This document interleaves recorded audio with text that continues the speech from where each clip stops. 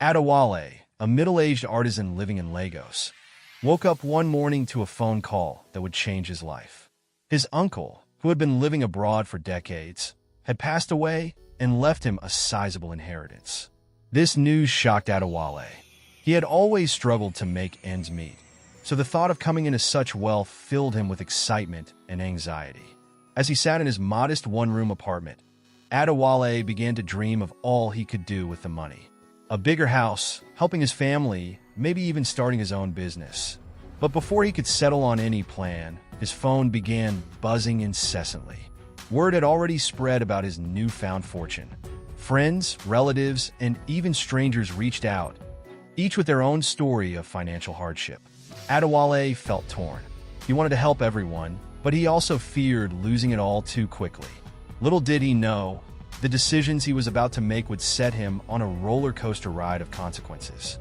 In the weeks following his inheritance, Adewale's home turned into a hub of activity. Every day, people showed up with requests. There was his cousin who needed funds to complete her education, his childhood friend who wanted to start a barbershop, and even his pastor, who urged him to donate generously to the church building project. Adewale's heart was soft, and he found it hard to say no. God has blessed me, he thought, so why shouldn't I bless others? Without much thought or scrutiny, he began giving away large sums to anyone who asked. He wrote checks for hospital bills, school fees, and small business ventures. He became a local hero overnight, with people praising his generosity. But as the days turned into weeks, Adewale's bank account began to dwindle. Yet, he brushed aside his worries, believing he still had plenty left. He couldn't shake the feeling that everyone was relying on him now, and he didn't want to disappoint. Adewale's phone never stopped ringing. The calls came at all hours, often with tearful pleas or angry demands. At first, he tried to listen to every story, but soon the constant requests became overwhelming. Even people he barely knew started appearing at his door with their hands out. The strain began to show. Adewale barely had time for himself as he juggled meeting people's demands. Some relatives accused him of favoritism if he gave more to others, while friends questioned why he hadn't helped them enough. No matter how much he gave, it was never enough. One day, Adewale's childhood friend, Kunal, approached him. Kunal asked for money to start a transportation business. Adewale handed him a large sum without asking for a plan. "I trust you," he said, but deep down, he felt uneasy. As Kunal walked away, Adewale couldn't help but wonder if he was making the right choices. Adewale's accountant, Mr. Bayo, called him in for a meeting. "Adewale, I've been monitoring your spending, and I'm worried," Mr. Bayo said bluntly. "At this rate, your money will be gone within a year." Adewale waved off the concern. "I'm helping people. Isn't that what money is for?" "Yes, but you're giving it away without a plan," Mr. Bayo insisted. "Some of these people might not even use it wisely.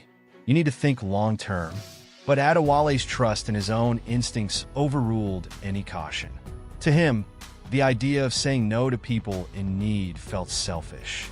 Mr. Bayo's words lingered in his mind, but he pushed them aside. There were too many people counting on him, and he didn't want to fail them.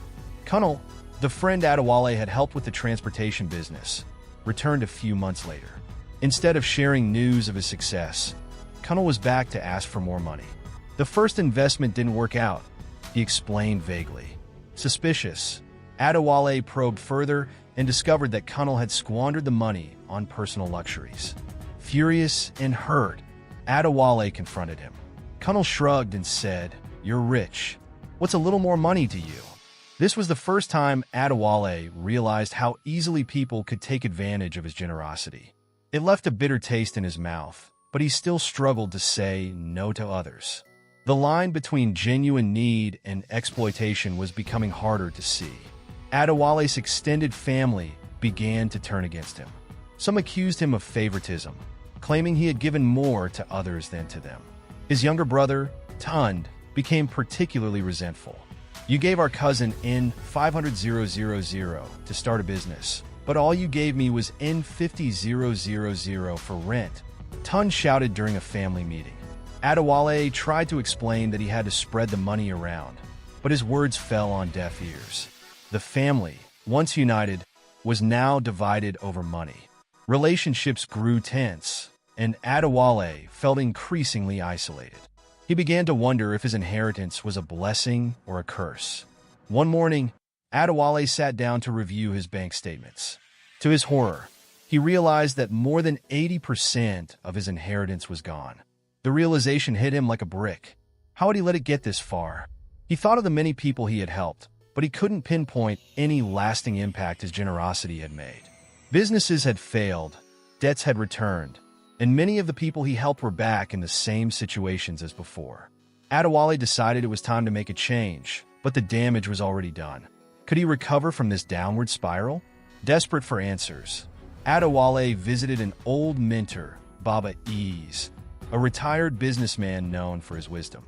He poured out his heart, detailing how his money had vanished and how people's expectations had drained him emotionally and financially. Baba Ease listened intently before speaking. Adewale, wealth is like a seed.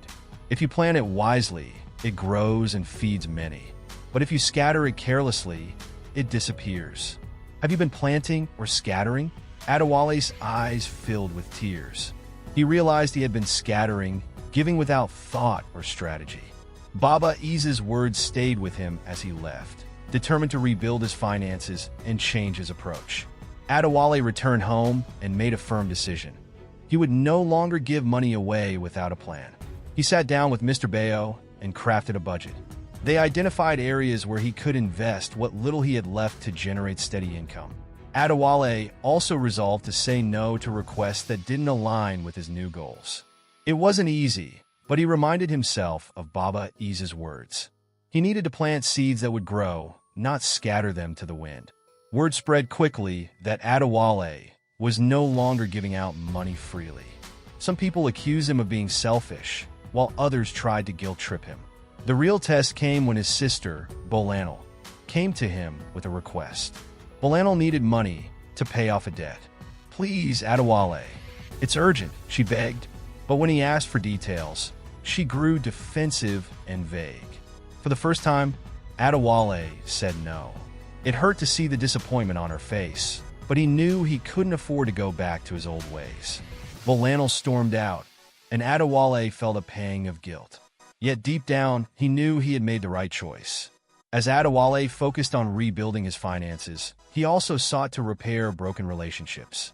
He reached out to family members, explaining his new approach and why he couldn't continue as before. Some understood, others didn't.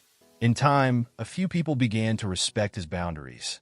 They saw that Adewale was not being stingy, but was instead taking steps to ensure his own stability.